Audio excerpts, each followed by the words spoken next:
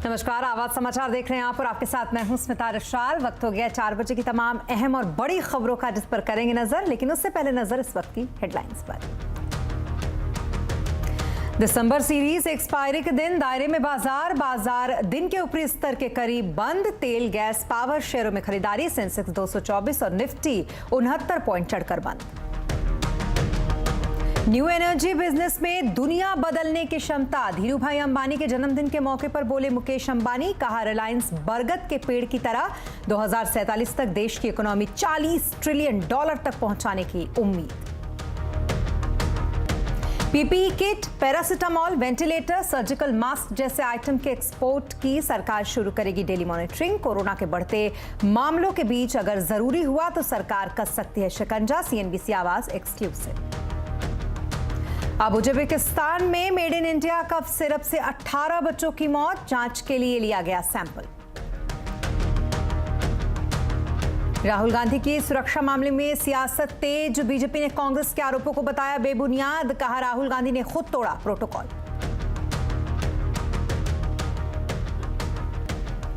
और दुनिया भर में कोरोना के बढ़ते मामलों को लेकर सरकार अलर्ट मोड पर है। सरकार ने चीन समेत 6 देशों से आने वाले यात्रियों के लिए आरटी-पीसीआर टेस्ट अनिवार्य कर दिया है। केंद्रीय स्वास्थ्य मंत्री मनसुख मांडविया ने ट्विटर के जरिए ये जानकारी दी। दरअसल स्वास्थ्य मंत्री ने बताया कि चीन, हांगकांग, जापान, सिंगापुर, थाईलैंड और दक्षिण कोरिया से लौटने वाले जो यात्री होंगे उनके लिए आरटी-पीसीआर टेस्ट अब जरूरी होगा। साथ ही यात्रा से पहले उन्हें अपनी रिपोर्ट एयर सुविधा पोर्टल पर अब अपलोड भी करनी होगी। तो वहीं कोविड से संबंधित चीजों के एक्सपोर्ट पर सख्ती संभव है। इस पर और अधिक जानकारी के लिए हमारे साथ जुड़े हमारे संवाददाता लक्ष्मण रॉय जी। लक्ष्मण जी, क्या कुछ डिटेल हैं आपके पास?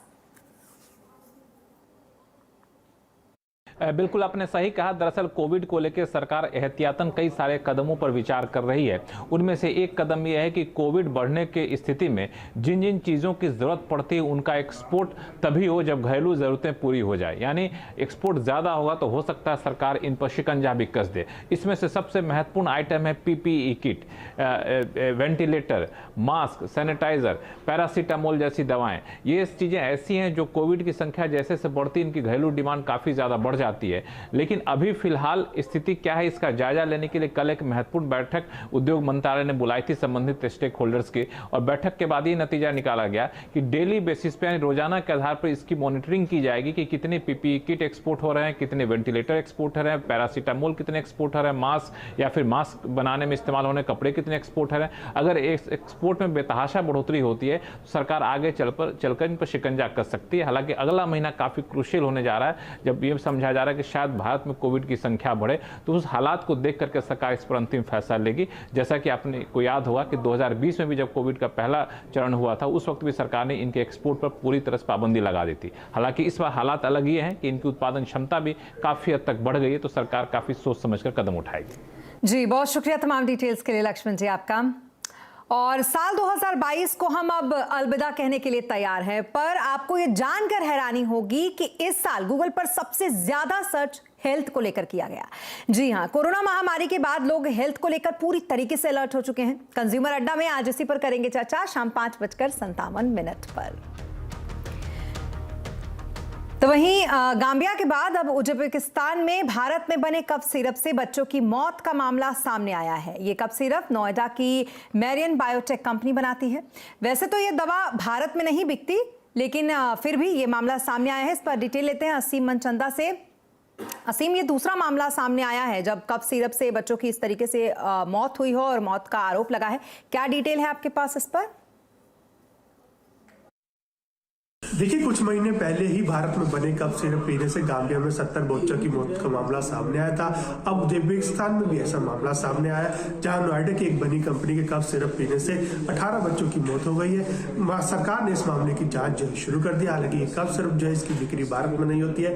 इस कफ सिरप के अंदर जहरीला एथिलीन ग्लाइकोल मिला है। तो अब केमिकल फर्टिलाइजर मंत्रालय ने भी एक निर्देश जारी किया है और एथिलीन ग्लाइकोल को क्वालिटी कंट्रोल ऑर्डर में डाल दिया है। इसका मतलब ये कि जितनी भी कंपनियां एथिलीन ग्लाइकोल बना रही हैं, उनको बीएस के नियमों का पालन करना पड़ेगा। अगर उस नियमों का पालन नहीं करती हैं तो उनके ऊपर कार्रवाई हो सकेगी। और इधर जो स्वास्थ्य मंत्रालय, उसने भी इस दिशा में जांच करने की शुरुआत कर दी है और जांच के बाद ही किसी नतीजे पर पहुंचेगा।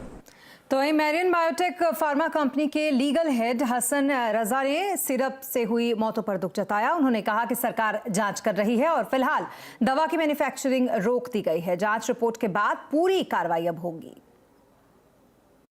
देखो, हमें भी अफसोस है, कहते हैं अब किस वजह से डेथ हुआ, अभी जो है गवर्नमेंट यहाँ इंक्वायरी कर रही है, अंडर इन्वेस्टिगेशन है। जो रिपोर्ट आएगी उसके बाद जो है रिपोर्ट आने के बाद जो है सही चीज़ें मालूम होंगी। हमारी तरफ से कोई प्रॉब्लम नहीं है। और प्रधानमंत्री नरेंद्र मोदी की मां की हालत पहले से सुधार हुआ है। उसमें हीरा बेन अभी भी अहमदाबाद की न्यूएन मेहता अस्पताल में भर्ती हैं। उनका हालचाल जानने के लिए उनके हीराबा के रिश्तेदार भी बातचीत की। हमारे संवाददाता केतन जोशी ने। हीराबा का हालचाल जानने के लिए उन्हीं के समाज के एक सदस्य चंद्रकांत भाई मोदी यहाँ पर आए हैं यूएन मेहता अस्पताल में। बताइए, आप ऊपर गए थे, क्या हालचाल है अभी हीराबा का? मेरा माननीय पंकज भाई से मुलाकात हुई, प्रहलाद भाई से हुई, सोमा भाई से भी मुलाकात हुई है। सही में उनका तबीयत जल्दी ठीक हो जाएगा ऐसा मुझे बताया गया है। और जो दवा काम नहीं करती है, दुआ काम करती है, तो अपने शहर में बड़ा उत्सव हो रहा है, पूरा वर्ल्ड रिकॉर्ड उत्सव हो रहा है। उसके अंदर लाखों लोगों ने हीराबा का तबीयत ठीक हो जाए इसलिए धुन बुलाया और बहुत अच्छी तरह से उनका तबीयत ठीक हो जाएगा ऐसा मुझे भी विश्वास है। क्या हीराबा रिस्पॉन्ड कर रही है और क्या उनको यहाँ से छुट्टी मिलने की भी कोई बात है? स्वस्थ होकर अब वो जाएगी 1-2 दिन में घर? शायद भगवान करे ठीक हो जाएगा और 1-2 दिन के अंदर उसको छुट्टी भी मिल जाएगा। और अब बात करते हैं मार्केट की। दिसंबर सीरीज एक्सपायरी के दिन दायरे में बाजार रहा। बाजार दिन के ऊपरी स्तर के करीब बंद हुआ। सेंसेक्स 224 पॉइंट चढ़कर 61,134 पर बंद हुआ, तो वहीं निफ्टी 69 पॉइंट चढ़कर 18,191 पर बंद हुआ। आज सबसे ज्यादा खरीदारी रही तेल, गैस, पावर शेयरों में। और एलवाइज